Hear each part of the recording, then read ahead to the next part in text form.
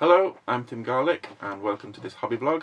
I'll start by thanking Gaz Baller who nominated me for this. We got to have a look around his hobby cave a couple of weeks ago, which was all very impressive.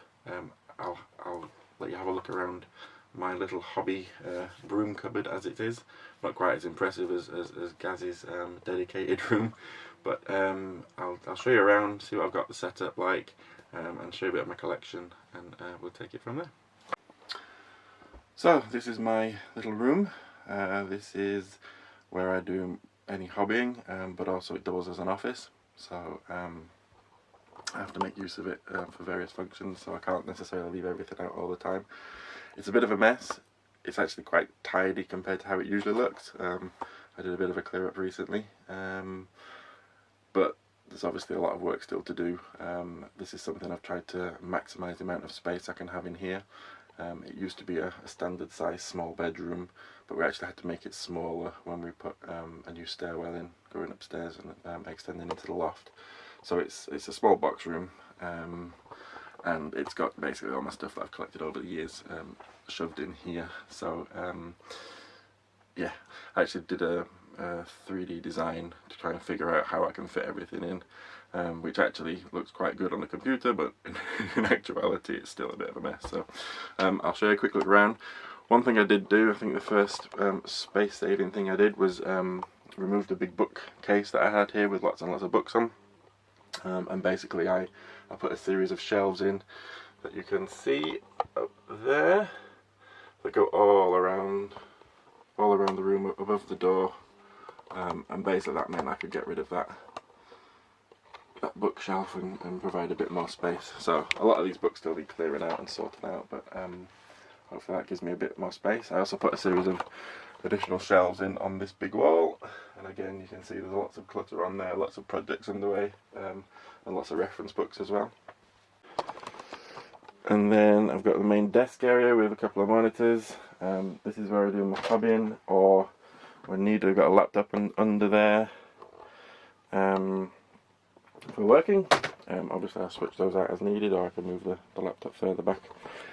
And then I've got a couple of lights. So obviously lights are very important for painting, so I've got a couple of nice bright lights. This one's a travel light, which is really handy because you can it's a USB charger, so it plugs in anywhere. It's also battery powered, so it's quite useful if you're away, just to drop that in your bag. It's not heavy at all. Very light and very useful for hobbying whilst out and about.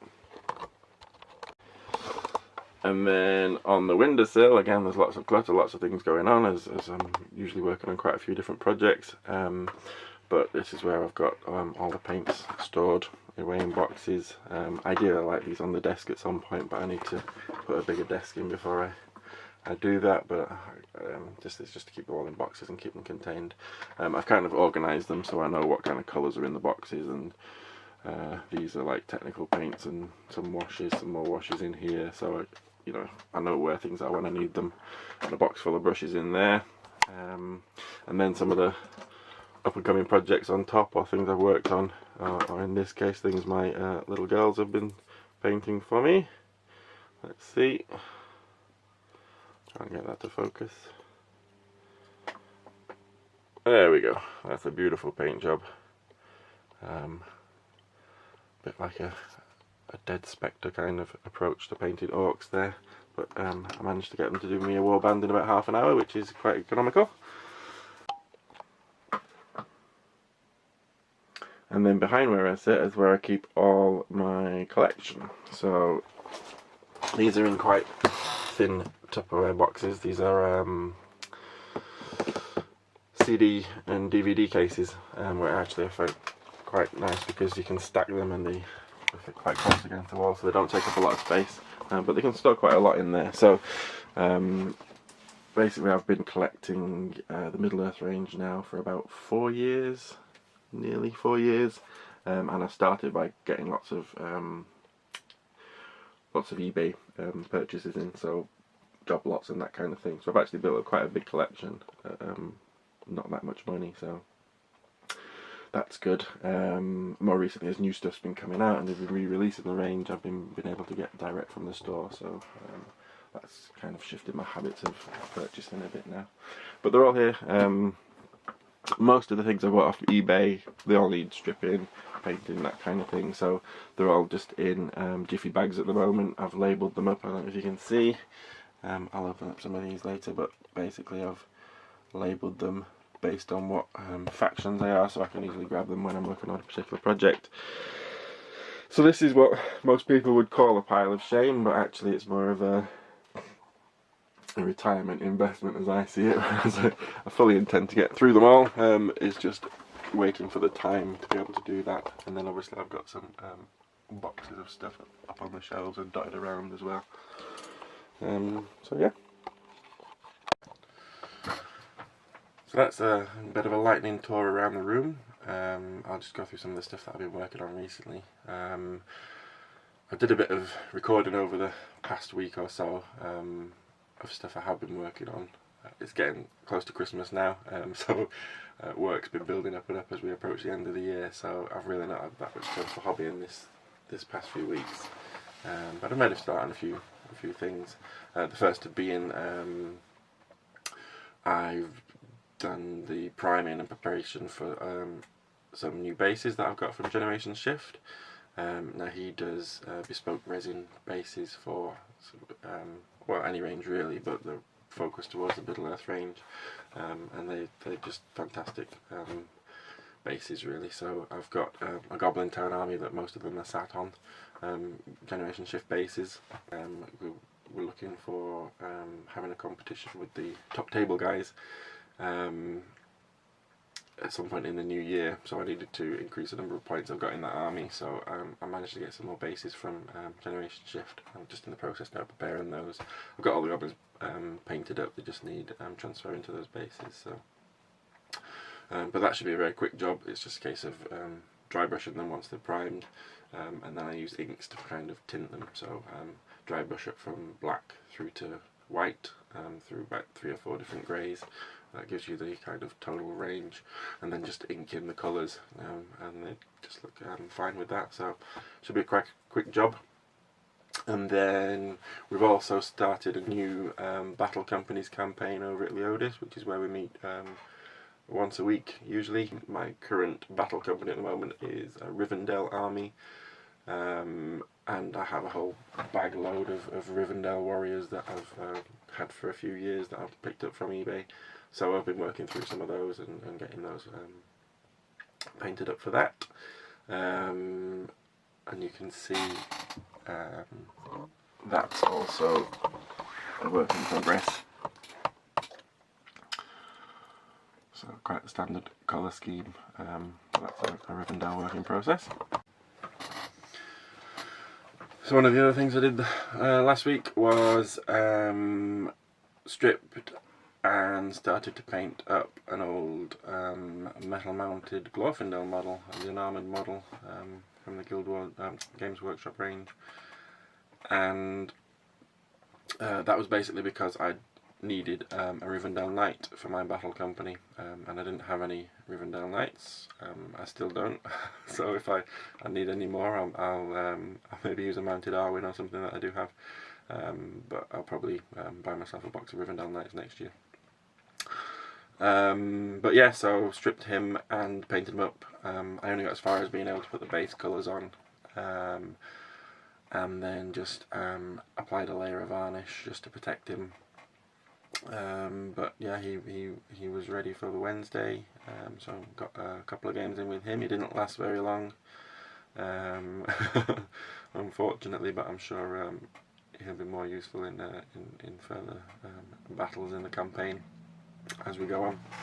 And so yeah, on the Wednesday we had our regular Battle Companies games, and we had a good game actually. The first game was a 3-way game, myself, Tom and Dave, and we played the scenario where you have to tame the beast, I think it is, with the cave troll by default, but we managed to swap it out for a great beast of Gorgoroth, which was a lot of fun. And yeah, it turned out to be quite a good game. My Rivendell got in early, got a couple of wounds on him, and it got to a point where all three of us actually could have finished off the Great Beast and claimed the reward, but Tom got there in the end, as he usually does, and yeah, claimed the prize. And then yeah, another couple of games after that, and had a look at the work that Nicky Mylan's doing at the moment. So he's building his Easterling army, which looks amazing. He's done a lot of conversions, done a head swaps on pretty much the whole army, and actually it was his Great Beast that we used in the previous game, and he's using that as part of his Easterling army as well. So yeah, I'm actually going away a bit later on today, flying over to Spain, where my wife is from, so we spend Christmas there quite frequently. So basically I'm packing up some of the stuff that I'm working on to take with me and paint while I'm over there. So yeah, I've made a list of basically what I want to try and get done whilst I'm there. I don't know whether I'll get through it all or not yet. I've got quite a bit of work to do as well. I'm over there, so we'll see. But the main thing is to get a new pack of Goblin Mercenaries painted up, which I've also bought for January's tournament. So get those done and dusted, and then the rest just what I fancy really. So the key to taking painting away from you is to travel light as much as possible. So that means taking usually plastic troops, something that you can batch paint, get through a lot, that don't actually require a lot of different paints. So a lot of similar models is always good. So I'm taking some Morin and Orcs, which will bulk out my Mordor army, which I've started to paint a lot of the heroes for, but not actually got many troops for, so hopefully I'll get through some of those, build myself a viable force. And I might take some more Rivendell Knights, get some more of those finished off. I need to start planning for tournaments next year, so I've managed to secure a ticket for Ardacon, so I'm not too sure yet what I want to take, but I'm actually thinking maybe a Last Alliance kind of army might be quite good. I've got the models for it, so it's just a case of getting them painted, and it should be fairly quick. And then I'm also hopefully attending a doubles tournament at some point next year with a friend of mine, Yanko Dassi, who I met last year at Ardacon, and we played all the doubles games there, which we had a lot of fun with, so we've agreed to make sure we get to a double tournament again this year. So I use a product called Google Keep to keep track of what projects I am working on, or things that I'm planning for the future, or even just tracking recipes that I've used for particular models or armies, just so I can always refer back to it. Great thing about Google Keep is it's free. It's part of the Google Suite, so it's available. You know, you just connect to it through a browser.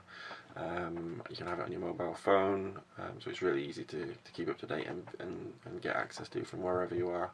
You can label things, you can categorize things and filter based on that, and you can add colours and things to make things more easily recognisable. So if you take one thing away from this video, it's have a look at Google Keep, and hopefully it'll be of some use to you if you're not organising your projects currently. And then at some point next year, when I get back, I picked up one of these.